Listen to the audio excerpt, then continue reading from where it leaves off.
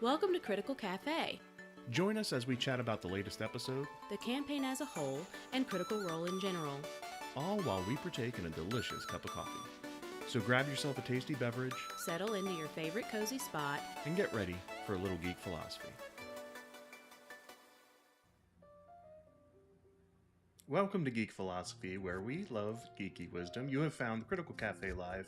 I am Brian. This is Crystal. Hi. Hello. So yeah, it's been a few Critical Role episodes since we touched base, so we're going to pick up on some things where we left off. But before we dive in, I just want to do a quick update about our format change. Normally, we do this, or try to do this, weekly, and we use the Critical Recap to kind of get caught up and make sure that everybody's on the same page as us. We're going to be switching to things a little bit. We did an announcement on our social media and also here. So if you follow us on either Facebook or on, if you're a subscriber here, you probably have already seen the post. But just to make sure that we can kind of give the best that we can when we do these, we're going to be doing just one per month. And so this is the one for October. So rather than doing episode by episode, we're going to kind of get a chance to watch a few episodes and then give our input and our thoughts on a collection of them. So it should be around 3-ish every time we do one of these. And I think that'll be sort of a good way for us to maintain our other projects we got going on, our rest of our life, still keep up with things. It's a lot to try to watch that much Critical Role in enough time to be able to think it through, comment, prepare for the show, and be ready for some of our thoughts. So we're just adjusting the format a little bit, not going anywhere. So that's kind of where we're going. So today it'll be a little bit different. We're not going to keep jumping over to Critical Recap. We want you to be able to go use Danny Carr's Critical Recap whenever you want to get caught up, just like we do. But instead, we'll just kind of talk a little bit off the cuff about, what we think about things and how things have progressed so far. So I think that's the main updates. If you do not follow the channel, please do. It's the best way to support us is to subscribe. We have plenty of things going on besides Critical Cafe. We have our Guardians of Getica playtesting and hoping to launch our crowdfunding campaign for that in the near future. We've got lots of stuff going on with that, so you can see our updates weekly. I have a live stream that I run on Mondays, and we talk it through, and everybody can join and do all those things as we're kind of sharing what we've got. But if you sign up for the mailing list, you'll get all the materials that I'm playtesting and showing. So that's going on too, plus all the regular Geek Philosophy stuff that we do on a regular basis. So, all right. I think that was most of my announcement stuff. Anything you can think of, Crystal? No, just asking everybody to kind of bear with us as we're trying to shift over to the new format and kind of get in our groove to see, how we want to do it. So yeah, what's interesting is like we started doing these sort of pre-recorded, and it took a lot of editing to get to where we wanted it to be to then release. Then we're like, you know what, let's just go live. Let's do it live. We had from Critical Cafe to Critical Cafe Live. And then we were like, wait a minute, once a week is a lot, and we ended up having to skip some sessions and do multiple. So it was hard for us to keep up with all the other content that we've got. Not that other people can't regularly do this, just for us personally. We're just speaking from our own personal lives. Some people can crank out videos every week, and that's fine, or multiple a week, and it's just we've got full-time gigs too, plus parenting, plus life and all the other stuff. So we're just trying to make sure that we can do the best we can to keep things going. So just bear with us a little bit as we go through, because we really love doing this. It's a lot of fun. So all right, so when we last saw our heroes in the campaign, I guess heroes is a good word, despite all of their mixed bag of personalities. Yes. They were, I guess, right in the middle of heading over to the Shattered Teeth. I think this was right when they were going through the tree portal from Keyleth, and they were going to be going to the Shattered Teeth to meet someone that she knew there, and then venture forth on a lot of other shenanigans, and including, and we'll talk about this, including things like, some battles on the island, meeting some interesting little creatures, meeting the Yeah. caretaker that they were there to meet with a very interesting house, moving on to eventually encounter a ghost ship, and things just got crazy from there. So Pirates. it was really, yeah, it was very, very Pirates of the Caribbean esque in a lot of Yes. ways, like in some of the things going on. So let me stop talking a little bit, and you can give me your thoughts. So what are your overall impressions of everything since we last left off with them? It's been fun. I mean, we definitely have had our share of combat in some of these little settings, but they've met these little lizard creatures that are the size of little fairies that are like fireflies.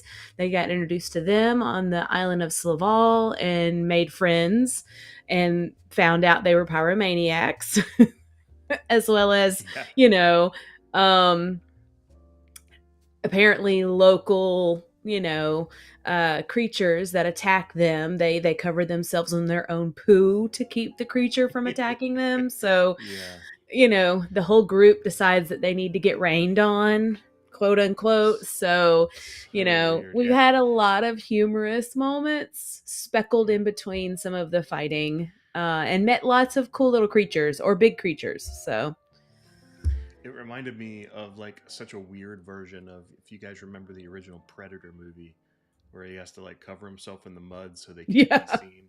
Like that's what it camouflage. reminded me of, except it wasn't mud, it Oh, was a little poo. crazy. Thanks for mixing up time. Thank you for joining us. We're gonna hopefully do this as our new time whenever we have these. Just as a side note, I've also scheduled a couple of these out, so there should be this month, November and December, already scheduled and in the feed. So if you go look at our YouTube page, you'll be able to see what the dates are. So hopefully, more people can join, because we've got advance notice, and we can let's see, hoping other introverts jump in. Yeah, 100%. Yeah. Uh, I am. Myself an introvert, as weird as it sounds, having a YouTube channel. This is like one of the few ways I do this. I can have I, there's what, introverted extroverts or extroverted introverts, or there's like this whole like range of things. But yeah, there are several things that I can be extroverted about. This is one of them. So I can like share and be out there and be around other people. So you are safe here. Don't worry. Jump in as much as you like. Stick to the chat. However you want to do it, you are welcome with whatever personality type you have. But yeah, like it seemed like such a mixed bag. Like getting back into this, not good and Yeah. bad mixed bag, but like the types of encounters were just way different than they've been in the past, which I think is a good change of pace. It seemed to be getting a little heavy. For a while, and it felt like, even though they're on a mission to do something important, like there wasn't this big threat of lewdness and everything just hanging over them as much during this one. Because all the way up until like they finally got back together, it just seemed like one thing after another was just like, Yeah. Yeah. you know. Well, and I think it's so hard right now. I mean, and correct me if I'm wrong, but it's so hard to keep in mind what the overarching goal is. There have been Yeah. it's like I didn't realize that the whole Apogee Solstice thing was going to turn into this long drawn out journey of trying to figure out how they can thwart him or slow him down or change things. I with all these little side quests that happen in between, I really was thinking that we were in a finite timing with what he was doing, and I didn't realize that it was going to stretch out as much as it has. So I feel like Yes. there's been a little like loss of importance in some way. I Um I agree with that. Like it's been so long since it happened that it's just like it's almost a distant memory of right. like how long it's been, and they've been keeping it going, and everybody feels like that, but they haven't had direct conflict with any of those people since really Bordor. Yeah. Bordor was the last direct contact they had. They've had some, dream stuff happen, but you're right. Like, I think everybody likely thought that the Apogee Solstice may be like the big, climax of the campaign, right? Like, this was the end of it. Like, but it was, nope. This is the turning It's point like in a the middle of the beginning. campaign that changed everything, and it really is and I think that was, maybe it was just expectations on our part. Like, we were Yeah. thinking that's what it was going to be. Um, but I don't know, like, because it seems like there's more content in this campaign than there was in the previous campaign. Meaning, like, Yeah. a lot of this, and I've said this, you've said this. Like, I think a lot of the stuff from this campaign was originally going to be in campaign 2. That's what I feel, at least. I don't know that for sure, but I feel like, Right. Right. Ludinus could have been the big bad for campaign 2, which is one of Right. the reasons why a lot of the campaign 2 characters are now NPCs, like, talking about what's going on with Ludinus, because it impacts them so much. So anyway, Right. it was interesting playing all that stuff. And I'm enjoying the side quests, but part of me is like, oh my goodness, how are we furthering the like what are we doing? Where are we getting? What's going on? Like, are we getting closer to? I feel like we're kind of lost right now. I'm gonna be honest. Yeah, like, well, It's like, it's a let's good figure out this harness, maybe. yeah, well, here's a good point. It's like the dragons in season 1 or campaign 1. Like, it's very true. Like, I think that there's a tendency for something big to happen, and then everything kind of changes, and it's like, okay, what do we do now? The other thing I have to remember, so it's so hard, right? Because they are a show because it's entertainment, right? Like, Yeah. so they, on one hand, they're providing entertainment for all of us by playing their game. On the other hand, they are just, in some ways, just playing the game, and that's why it was entertaining to begin with. Like, in campaign 1, it was a little bit more raw. Like, they were playing and just doing their thing and running their story, and it was like, all right, well, let's see if anybody wants to watch this, and people did. And for the longest time, Matt was like, I'm just doing what I would do. So I know that there are some things that they've had to adjust because there's an audience. 100% makes sense that they have to do that. But I kind of want to believe that for the most part, he still runs it as if it's a D&D campaign for players rather than like it's just a show. Right. And so I can see, if you think of it like that, and if you think of it, you being in the game and you're like, you're in this group that is meeting every week to play, and you want to make sure that you can do all of the stuff that your character wanted to do and other players want to do the stuff they wanted to do. At some level, it's almost like he has to do it the way he's been doing it to get all of the stuff in that they want to do with their characters and Yeah. have the fun they want to have. No, I know. I definitely feel like you can tell more so than it being just a show that it's a game because Yeah. of the tiny little threads that get chased down, because that's how D&D games happen. That Yeah. players latch onto one thing and then it's like, oh, we're going over here and we're going to do this, and you're like, oh, but what does that have to do with the over big goal? So I definitely feel like I'm still watching people playing a game, and that part of it is entertaining. But I'm very much that person that's like, wait, guys, let's remember, like, what we're trying to do here. Like, let's keep on track. I get it. It's, what's funny is like, more so, and sorry for moving around, everybody. I'm doing my standing desk today, and I forgot to put my mat down, so now I'm like trying to put my mat in place with my feet, and it's not really working. All right. So, so the thing I was gonna say about that is, like, what's really interesting is in this era of content, like, we all want more of seasons and more episodes. Like, it used to be that, like, movies were king, like, that's where all the best actors were. It was like where some of the best stories were, and like, you went to the movies because they were awesome. And it's been now in recent years that TV and streaming has had the best stuff. like because you can tell long form stories and you don't want it to end. You want to stay with your characters, or at least you have big arcs and where you can do 5 or 6 seasons and some people in binge stuff and all this other stuff because you want to go with it. It's almost like Critical Role is at the way other end of that spectrum. It's like, you want content, we will give you content, we will keep this story going. Yeah. And so I do get it, and I do feel like sometimes it's like, all right, let's move this thing forward a little bit.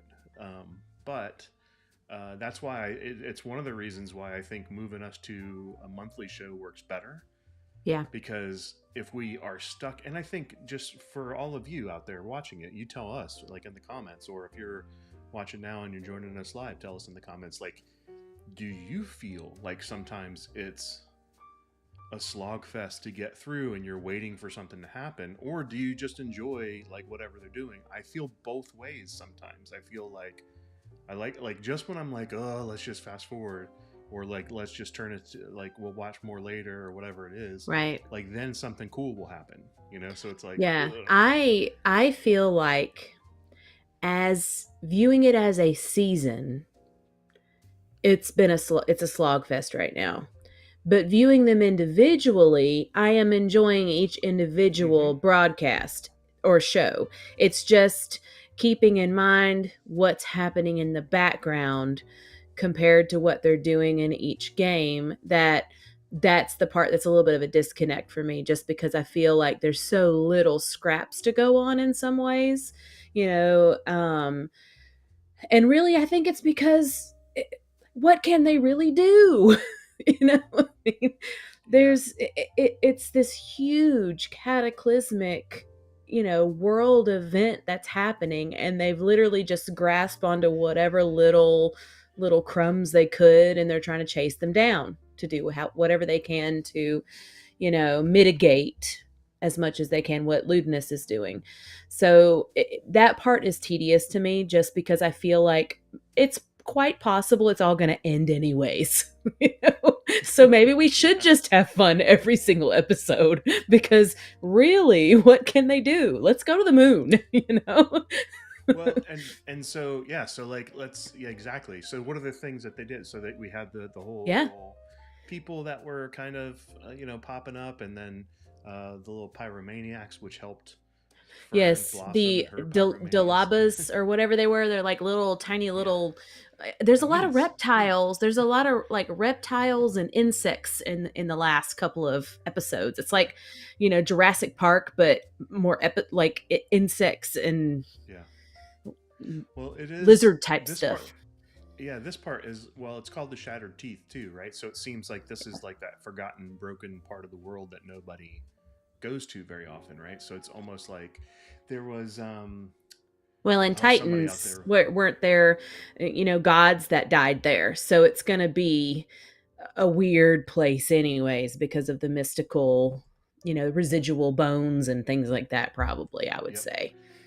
I agree. Well, it's like it reminds me of sort of in Forgotten Realms in D&D, there's Chult, which is like this jungle, like the lost jungles of Chult and all this other stuff, and it's like this area, but it's also got like dinosaurs and like giant eagles and all this other stuff. It's like a weird, like in the old X-Men comics, there was the Savage Land, and it had dinosaurs and like all this Forgotten Realms and stuff, like Forgotten Realms, all these forgotten beings and creatures or whatever. And it feels a little bit like that. Like it's like, this is, like you said, like where the Titans last were, and it's like this whole when the world, like in the King Kong movies, whenever they go down through the earth and they emerge back into like the primeval, land or whatever. It's really, in a lot of ways, I thought Fern would be really at home too, because it feels very like Fayish in some ways, how Matt has described some things. But we got our little like not Diablos, the Dolabas creatures, The Diablos.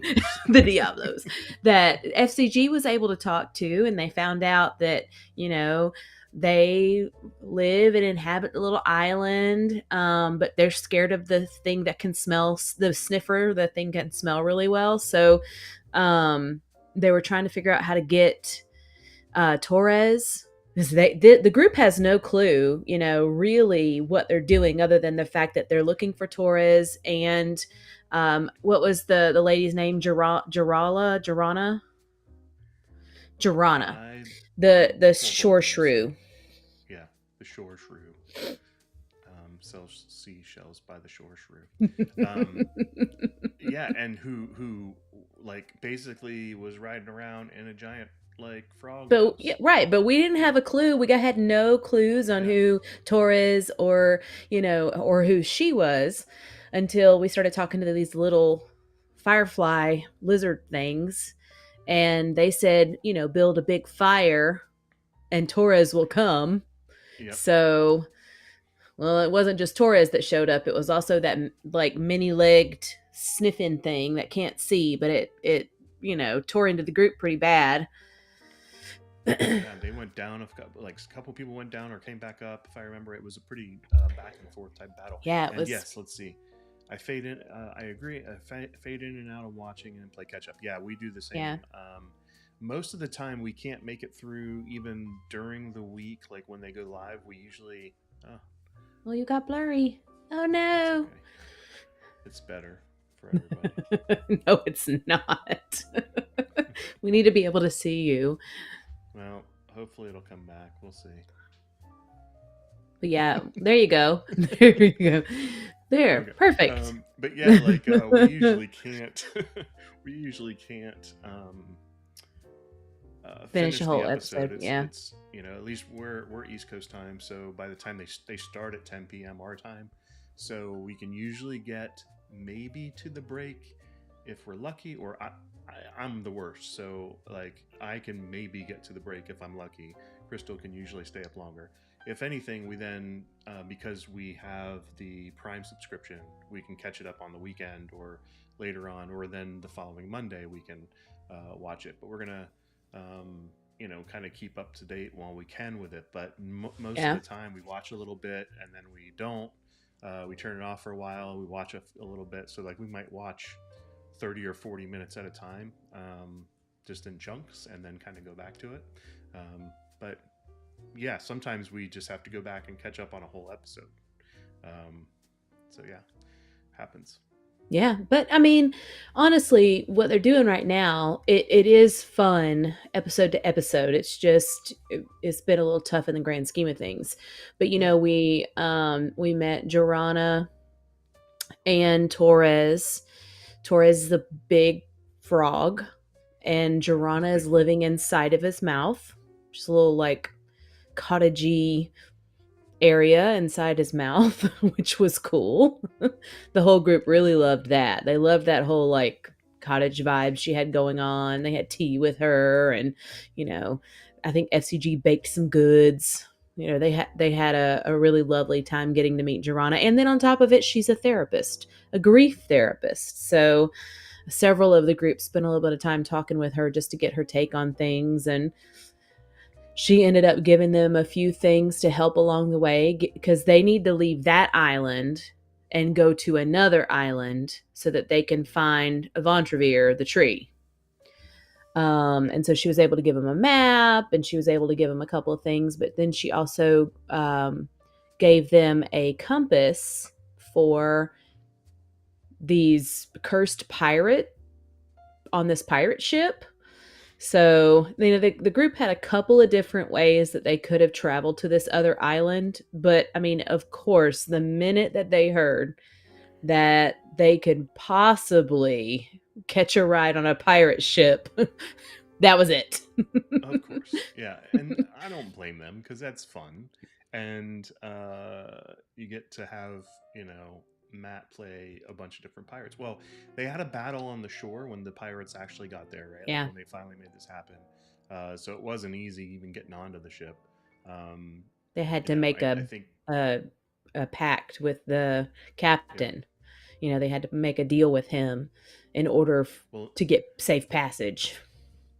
that's right. Yeah, yeah. And so, and even before they got to that point, they had the battle going on where the skeletons just kept rising back up, Mm-hmm. and FCG went ahead and turned undead on them and sent Laudna almost to the depths of the sea with her running away. Yep.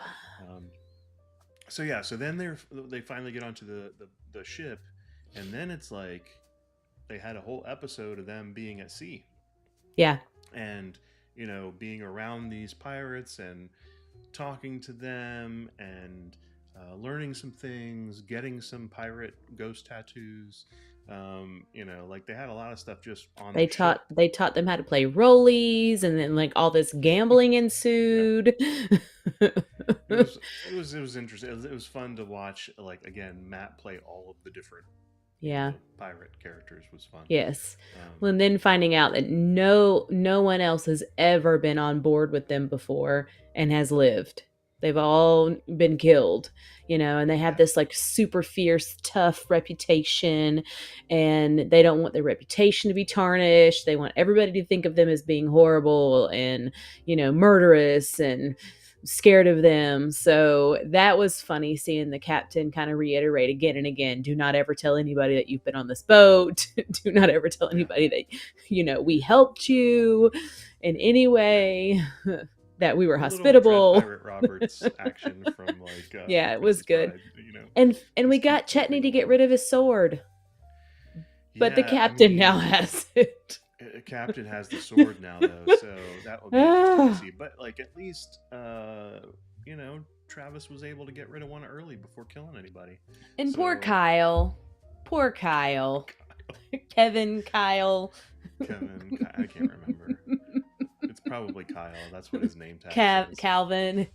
His name was Kyle, but nobody on the ship called him Kyle.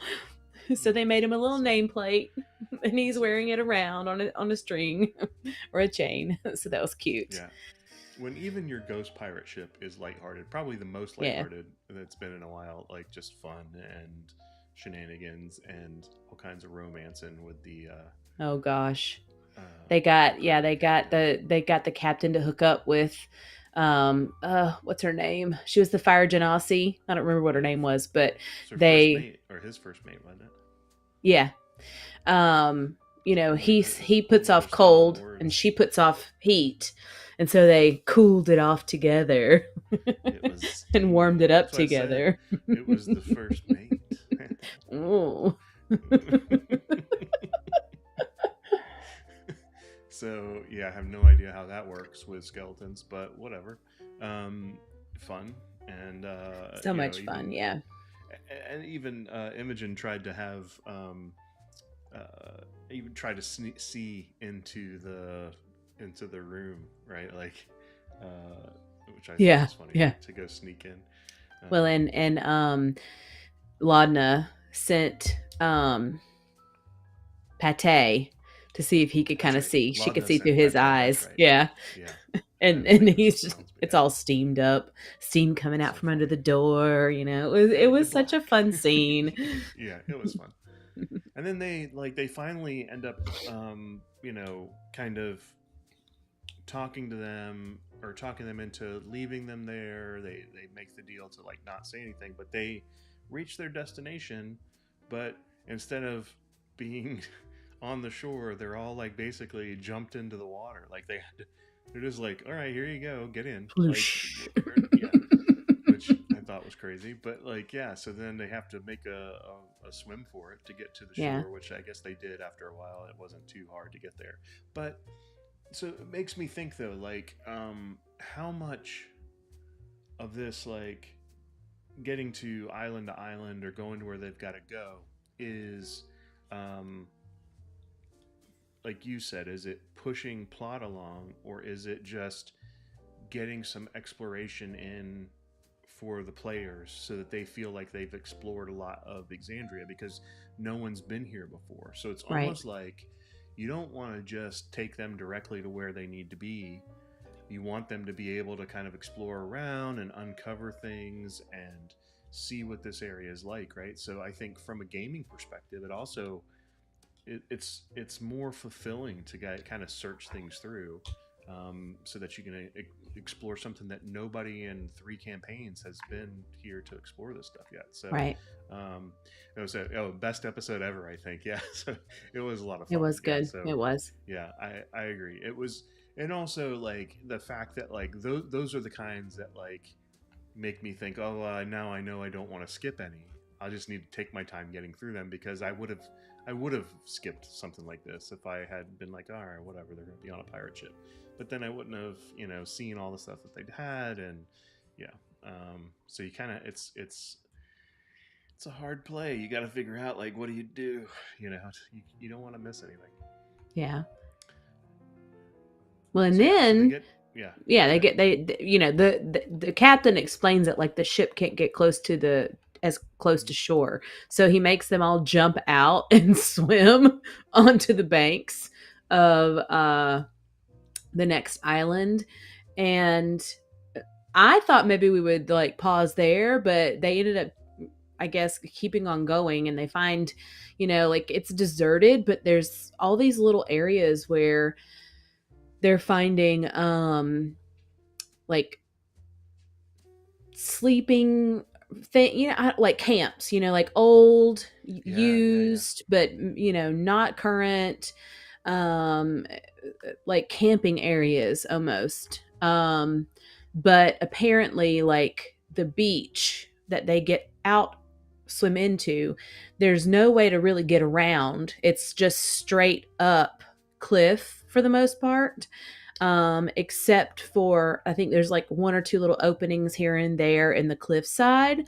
So they look around, they search around, and they end up seeing that there's these little disused areas that have long been used, and people are gone, and nobody around. But the only way to get anywhere is to go up, unless they want to go back out on the water and swim around. So they choose to go up, and there's a cavern or so they can go into, and then it goes up further. So Pate gets thrown in there to see if he can figure out where they need to go, and he only ends up going up one side and coming back down. And so the group thinks, okay, all right, it's fairly safe, let's head up and try to start climbing this cliff internally for the most part. But we run into another weird creature that Before we get they to the just weird did. creature, can I just Yeah. say that the failed athletic check rolls getting up there was just like, it was so D&D. Like, you just were like, all you have to do is get a 10 to climb up the thing, and everybody's like 7, 6, whatever. Like, nobody can get up. It was like perfect. Like, this is D&D. Like, like you can do you can change the world. You can have a solstice coming, but you can't climb a cliff. Or you can't climb any rocks. No, we can't You just climb need the to get better than rocks. 50% of the numbers on your dice. So, Even yeah. whenever there's like old pitons, or however you say the word, like already in the the cliff, it's like, well, nope, sorry, you rolled too low. It was funny. It Anyway, was. sorry. Go ahead with the No, it's creature. fine. Yeah. Yeah. So I think what Chetney goes in there first, thinking that he like Pate's already been through and didn't see anything, right? Well, that's because he rolled low, or Laudna rolled low, and didn't understand that perception wise, what was really in that room was like a nest, a big nasty nest. So Chetney goes in there invisible, and still somehow manages to unearth, or some creature is attracted to the sound or something, and this weird worm thing I pops think it's out. tremor sense. Yeah. I think it could feel through the earth or the movie. It's either blind sight or tremor sense in D&D stuff, or in the game mechanics, something like that. Like, that's the one thing that I love putting in, is not necessarily the creature exactly like that, but like, something that legitimately can thwart the stealthy, can't be seen people. Mm-hmm. It just makes it fun, because you have to realize it's like, for as many times as you can turn invisible, and get away with it. And because nobody can see you, there are those creatures that don't need to see you to know you're there, Yeah. which is kind of cool. Well, and so far, that one creature with the nose, I don't think it had eyes, right? And then this creature doesn't see. I think it hears. So, It's that where it feels like trigger right. sense Yeah. It's the got two weird head things, and it regurgitates its stomach, and it is just the nastiest. Like half the group at the table was falling all over themselves at what the thing actually looks like, because it's a real worm thing. I had to look it up too, and it's disgusting. But that thing kicked their ass. It's cool. I mean, I think it's like it's cool taking something from nature that's weird and like going, all right, let's turn this into a monster. Yeah, a giant worm monster that has acid damage every time you hit it. It was gross. Yeah. I mean, what's also cool about it is that like it was technically just one creature, although it had like these little pod things on the ceiling that would like drop down. I don't know if those were like offspring or if those were just like pods of like Gunk. acid that it leaves behind or whatever. But it's sometimes hard, like when you've got a group that big, to have one creature do enough to take people out. Like it's hard because like again, GM hat for a second. Like you have to remember that like when you have the more players you have, the more turns they take. And when you have one creature that only gets so many actions on its turn, the action economy, like of how many things that the players can do, quickly outnumber. So to keep things challenging and fun so that an encounter feels like it's threatening, you have to have some pretty unique things that it can do. Otherwise, it just feels like that's over really quick. Like if you have, you have to have a lot more of something, right? Like you have to have a lot more little things. So the area effect of things in the tavern or in the cavern were good. Like all of those things. He does a really great job of designing the encounter well. So the most part, it's balanced enough that like it's really challenging without being overly so, and lets everybody shine a little bit. But sometimes just watching how he designs the encounter is really interesting. It's not to say I wouldn't do some things differently, but like it's cool to see how another person does it at their table. Yeah, no, I agree. And it's got this super high pitched like frequency whine scream thing that it sets off that Chetney's the only one that can actually hear any bit of it. And that it is really a unique encounter.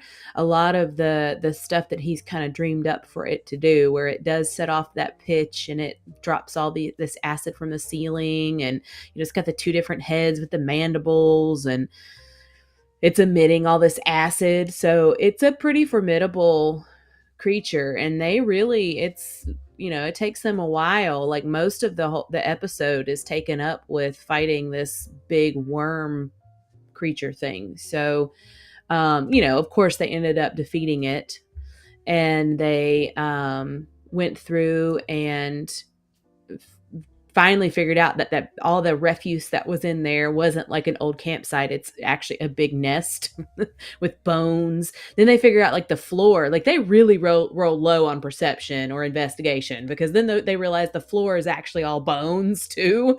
So, and I'm like, dude, y'all just like fell into this place, had no clue what was going on. But yeah, they weren't able to see they were seeing worse than that thing did with no eyes. But yeah, it was very much so. It was pretty grody in there.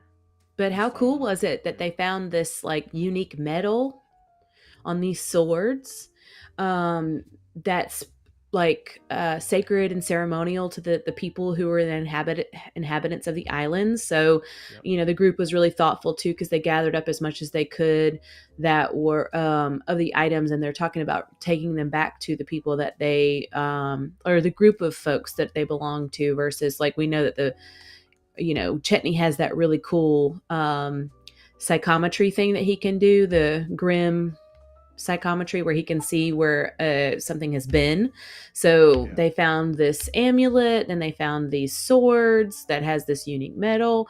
And so that kind of gives them their next little clue as to kind of what they're going to encounter, the type of people they're going to encounter anyways. And Yeah. they want to kind of take these items back to this group of people so that they could at least have some closure. I guess based on his vision, any of the people that had these things are long gone. So they're wanting to take them back to the people, which is nice.